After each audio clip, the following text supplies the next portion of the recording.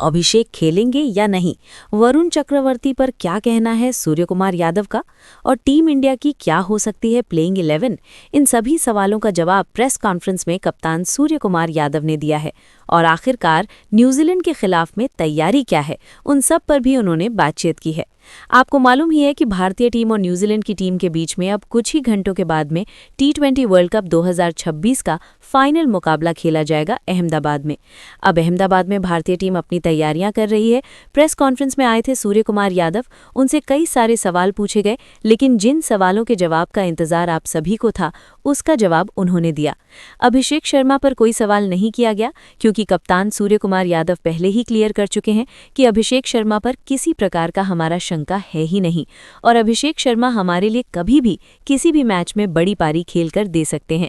जिस तरह से अभिषेक शर्मा प्रैक्टिस कर रहे थे, ऑफ स्पिनर्स को लगातार प्रैक्टिस कर रहे थे, इससे साफ जाहिर हो रहा है कि टीम इंडिया न्यूजीलैंड के खिलाफ इस बार अहमदाबाद में बिल्कुल तैयार नजर आ रही है।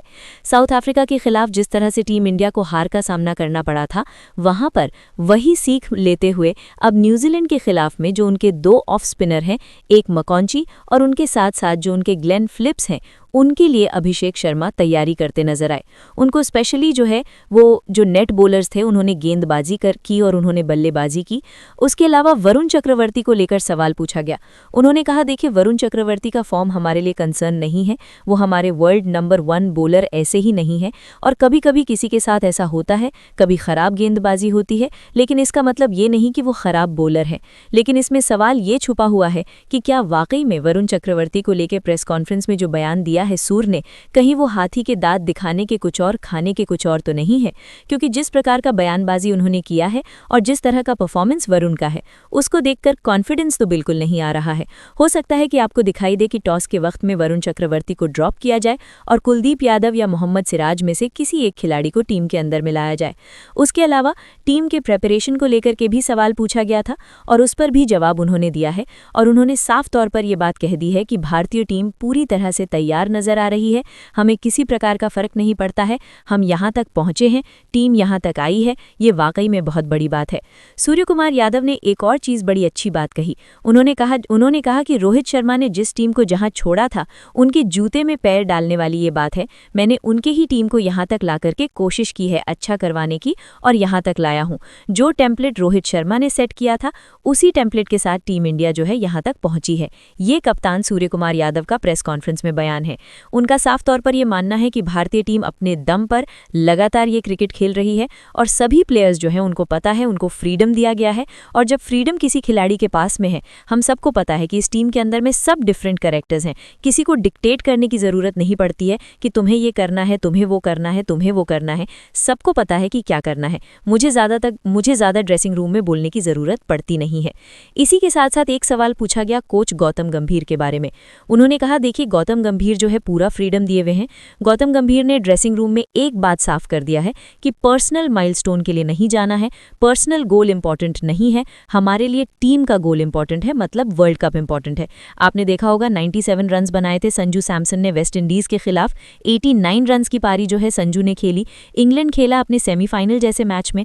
आपने इसके पहले भी न्यूजीलैंड सीरीज में देखा होगा, ईशान किशन मारते जा रहे थे, शतक के लिए नहीं दिख रहे थे। यानी कि साफ तौर पर टीम के बल्लेबाजों को ये क्लियर कर दिया गया है कि कोई अपने शतक के लिए नहीं खेलेगा, सब टीम के लिए खेलेंगे। चाहे आप 99 पर जाकर क्यों ना आउट हो जाएं, वो अगर बॉल आ रही है आप 99 पर हैं, और अगर बॉल मारने के लिए है तो आप मारने के लिए जाएंगे, उस एक गेंद पर मारेंगे। अगर मारने वाली गेंद है तो वो 6 रन हासिल करेंगे, ना कि शतक पूरा करने के लिए उस गेंद को जाहिर करके सिर्फ 1 रन लेंगे।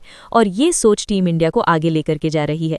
कप्तान सूर्यकुमार यादव को कहा गया कि न्यूजीलैंड के कप्तान मिचेल सेंटनर ने बयान दिया है कि वो साइलेंट करवाएंगे क्राउड को। इस पर बड़ा फनी सा जवाब दिया सूर ने। उन्होंने कहा कि देखिए एक ही डायलॉग सब चिपकाए जा रहे हैं, और ये वाकई में सुनने वाली बात है।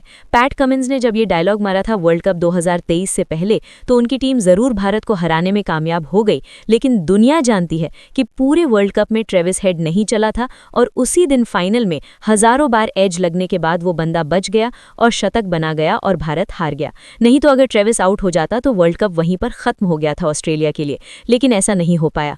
लेकिन उसके बाद क्या हुआ, इंग्लैंड की टीम की तरफ से सैम करन ने कहा कि हम शांत करवा देंगे क्राउड को। सैम करन के 4 ओवर में 53 रन ठोके गए भारत की तरफ से। हैरी ब्रुक आए प्रेस कॉन्फ्रेंस में एक दिन पहले मैच से, उन्होंने कहा कि हम भारत को शांत करवाएंगे, इस मुंबई क्राउड को शांत करवाएंगे। हैरी ब्रुक ने खुद ही कैच टपका दिया। उसके बाद टीम हार भी गई, तो शांत तो नहीं करवा पाए। और प्लस ये बयान देकर के आप अपने ऊपर और जो है दबाव डाल लेते हो, क्योंकि आप जो कहते हो उसको करने की भी क्षमता होनी चाहिए। तो न्यूजीलैंड के कप्तान के बारे में भी ये बात सूर ने कह दिया है। एक और बात जो सूर्य कुमार यादव ने कहा है कि देखिए, मैं 6 सालों से क्रिकेट खेल रहा हूं और यहां तक टीम के लिए आना, कप्तानी करना, इट्स ओके, पर ये अपने आप में आसान काम नहीं होता है। और अगर लोग मेरे स्ट्राइक रेट को लेकर के बातें कर रहे हैं और अगर मैं 120 के स्ट्राइक रेट से भी खेल रहा हूं और यहां तक टीम पहुंच गई है, तो फिर मैं 120 का स्ट्राइक रेट प्रेफर करूंगा कि मैं वो खेल करके भी भारतीय टीम जीत जाए। तो हमारे लिए इंपॉर्टेंट है कि टीम इंडिया जीते। ये सूर्य कुमार यादव का बयान साफ तौर पर दिखा रहा है वो कितने कॉन्फिडेंट नजर आ रहे हैं। उनका ये मानना है कि जब ये पूछा गया कि भाई आप पहले बल्लेबाजी करेंगे या बाद में बल्लेबाजी करेंगे, तो आप लोगों को याद होगा, मैं जवाब बताता हूं कि क्या सूर ने कहा है, लेकिन आपको याद होगा पिछले मैच के अंदर में जब टॉस हार गए सूर और हैरी ब्रुक ने टॉस जीत के पहले बॉलिंग लिया, क्योंकि सबको पता है कि भाई मुंबई में ड्यू आती है, बाद में बल्लेबाजी करना आसान होता है, चेज करना आसान होता है। तो सूर ने कहा था कि मैं तो टॉस जीता पहले बल्लेबाजी ही करता, क्योंकि ये बड़ा गेम है। यानी सूर का माइंडसेट क्लियर है कि हम पहले बल्लेबाजी अगर करते हैं, बड़ा मैच है, तो बड़ा स्कोर लगा करके स्कोरबोर्ड का जो दबाव होगा वो सामने वाली टीम पर डाल सकते हैं।